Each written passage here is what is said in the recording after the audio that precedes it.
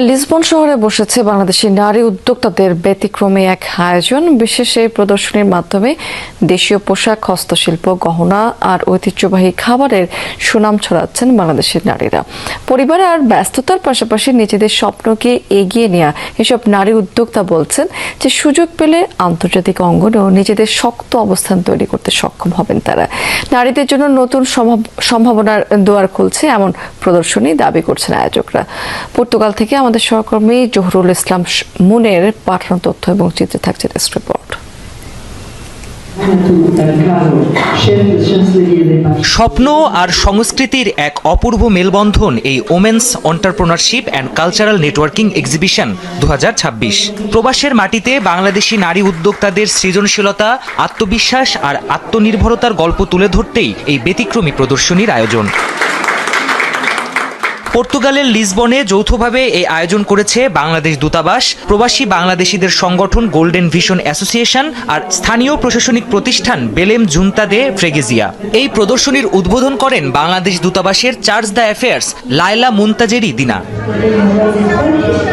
পরিবার, সন্তান আর প্রবাস জীবনের ব্যস্ততার মাঝেও এই প্রদর্শনীর মাধ্যমে নিজেদের শিল্পী সত্তাকে তুলে ধরছেন বাংলাদেশি নারীরা। স্টলে স্টলে প্রদর্শিত হচ্ছে বাংলাদেশি নারী উদ্যোক্তাদের হাতে তৈরি পোশাক, গয়না, হস্তশিল্প, ঘরসজ্জার সামগ্রী আর নানা পদের দেশীয় খাবার।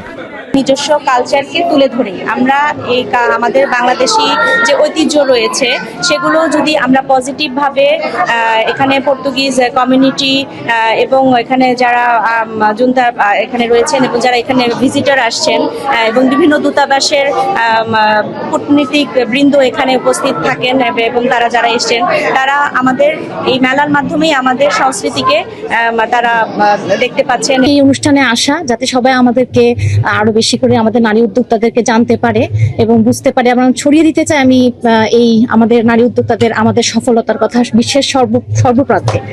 অনুষ্ঠানে উপস্থিত ছিলেন ইউক্রেন ও পানামা সহ বিভিন্ন দেশের রাষ্ট্রদূত, কূটনৈতিক প্রতিনিধি, গবেষক, কমিউনিটি ব্যক্তিত্ব ও স্থানীয় দর্শনার্থীরা। বিদেশি অতিথিরাও বাংলাদেশি নারীদের উদ্ভাবনী চিন্তা, নান্দনিকতা ও উদ্যোক্তা মানসিকতার ভূয়সী প্রশংসা করেন। Women, that continue to do something and to be entrepreneurs. So that's why I'm here. Congratulations with the event, and also I wish all success to Bangladesh and also to all your women. Golden Vision Association একটি non-profitable association. So এই association আসলে আমাদের বাংলাদেশ তথা বিশ্ব বিভিন্ন ভাষাভাষীর লোকদেরকে আমরা পর্তুগিজ ভাষা ট্রেনিং সহ বিভিন্ন কোর্স প্রদান করি। আমাদের বাংলাদেশের মেয়েরা মোটেও পিছিয়ে নেই। আজকে তার সবচেয়ে বড় প্রমাণ আমাদের এই সুন্দর আয়োজন।